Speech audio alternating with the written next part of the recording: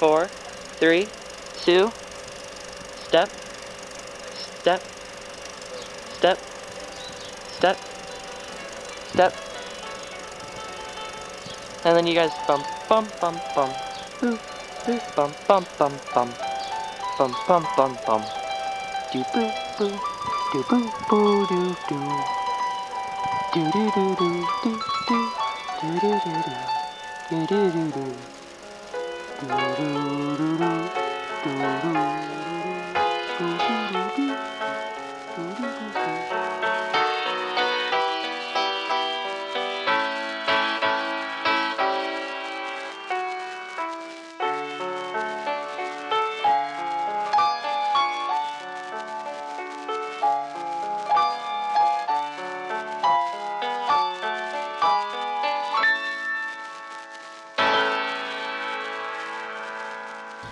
The idea for silent treatment came one day when the producer, Sarah Hundley, she contacted me and said, hey, I want to do a movie. So the two of us, we started talking back and forth, just getting a general idea of what we both wanted to do, what kind of story we wanted to tell. When I heard the song Up with Credits by Michael Giacchino from the Up soundtrack, slowly something started to form, but all I could think about was a pumpkin. When Ben first told me about his idea for silent treatment, I thought it was a good idea. He had been reading a lot about Buster Keaton and Charlie Chaplin, Mary Pickford, and watching those films and stuff, so I think that influenced him a lot. The movie was supposed to be done with the high school theater group that I was associated with my senior year, and push came to shove, things weren't working out so well working directly with them, so we started working alongside them. You know, we got to use their actors and their computers to write up the script, and when it came time for a camera, it was actually Jade who provided the camera. Her sister, Ariel, she owns a camera, so we used that.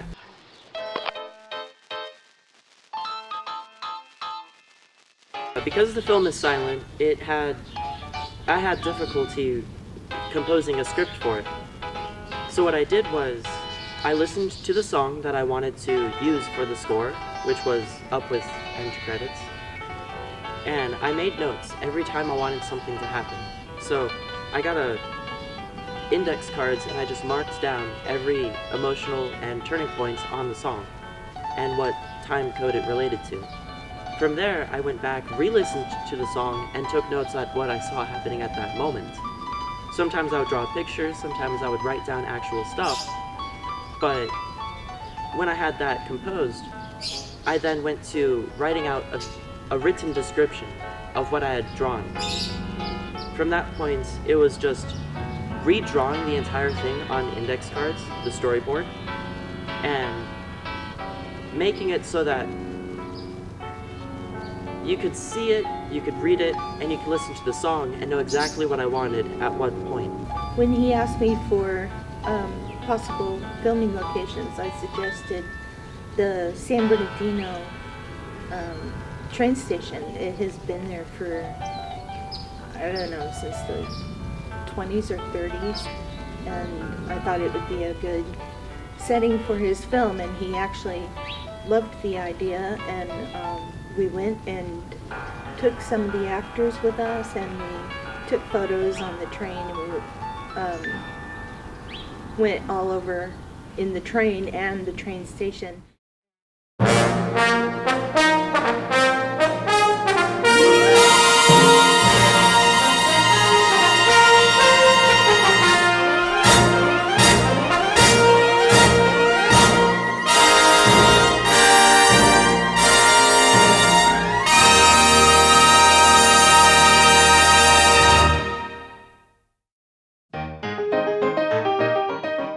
So far, it's actually been my favorite piece of work that I've helped with.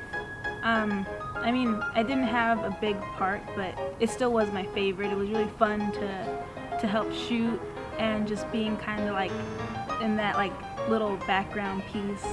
One of the small little scenes that I was in had to do with when he was kind of getting married, like he saw himself getting married to Gail or whatever, and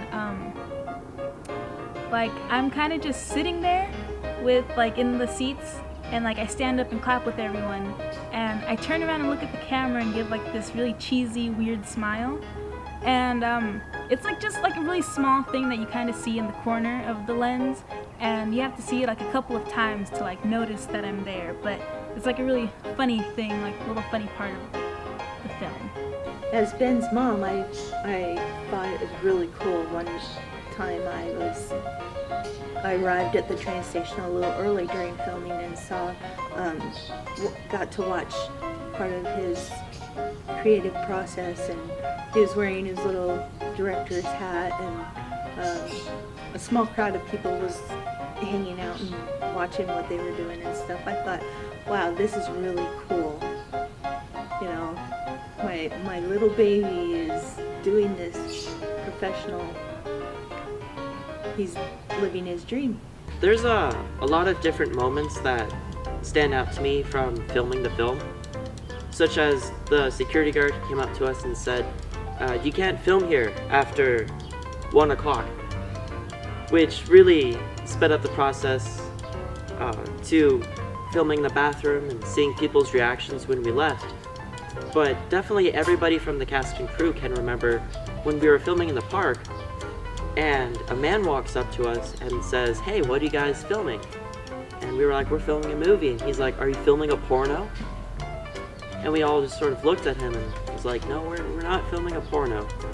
And he was like, hey, I'd pay to watch a mime porno. You know how many friends I've met because of drugs? A lot of friends. What does it feel like to be like awesome. Like, I don't even know how to, it's just like, I don't even know. The last day of filming was bittersweet. We started off filming the dance scene in my backyard. Then we repositioned to the park across the street from my house. Then we went and, full costume, full makeup, drove to the train station and got a lot of interesting stares from people in other cars, because one car had me and the crew, and the other car had all the actors in their mime makeup and costumes. And one of the mimes just had a white face, and he was wearing a bandana and a white shirt, and the other mime was wearing a red jacket and a hat. And they were just sort of driving around like duck face, and they got a lot of interesting stares. So we finished filming. The actors had left because I was in the crew car, and I realized we didn't get the opening shot. We didn't have anything to open the film with. So I called them up and was like, hey, how far are you guys? And they're like, oh, we're like 5 or 10 minutes away. And I was like, you gotta hurry and come back. We gotta do this before the sun comes to, goes away. So they sped up to the spot where the camera was all ready. Kevin jumps out of the car, runs around the camera. We hit record. He walks into frame. He looks around. He walks out of frame, jumps back in the car and leaves. And that's how we got the last shot of filming, but the first shot of the film.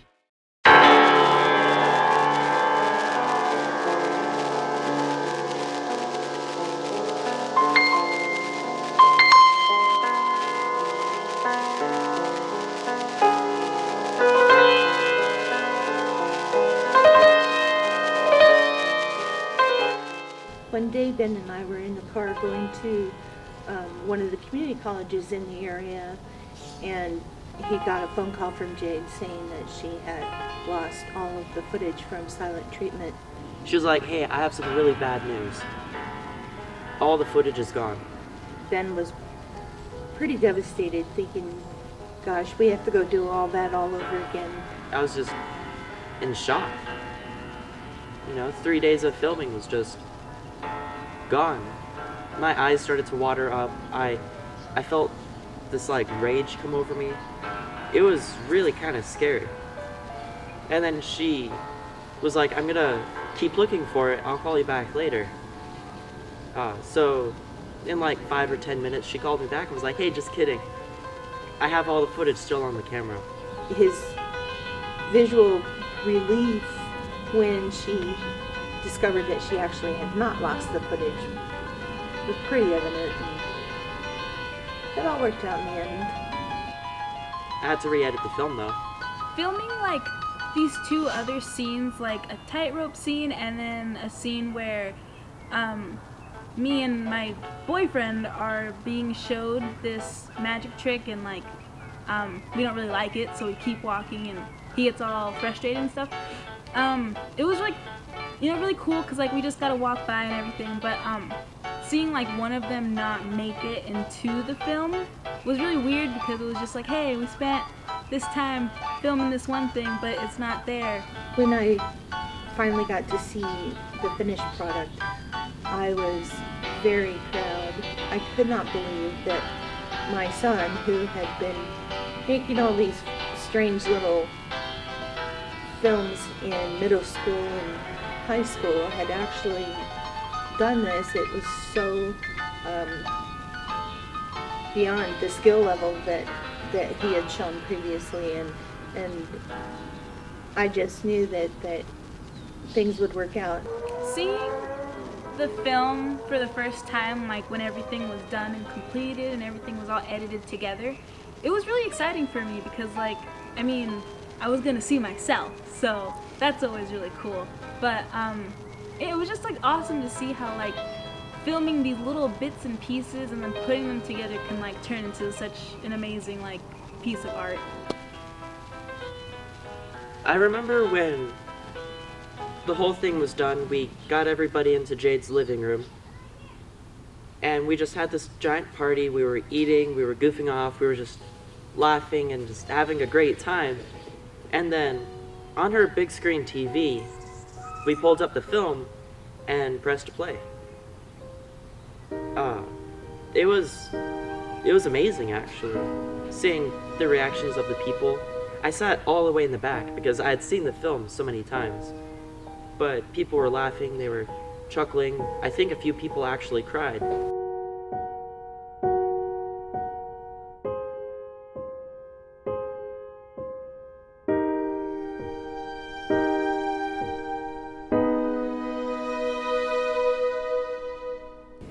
You know, it's a thing I would want to consider.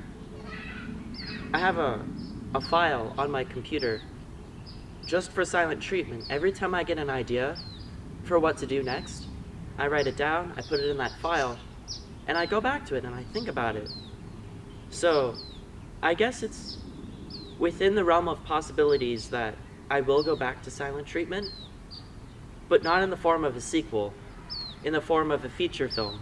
I think that would be really cool.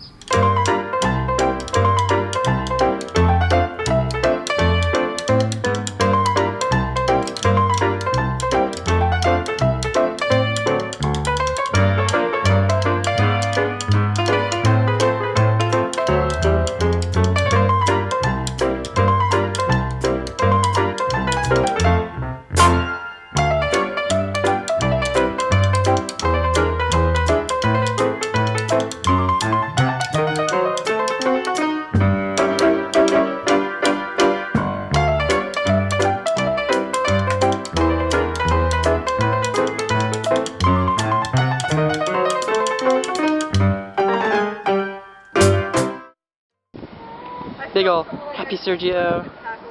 You ready for this? Ready to start doing mime stuff? Yeah. Mime pornography?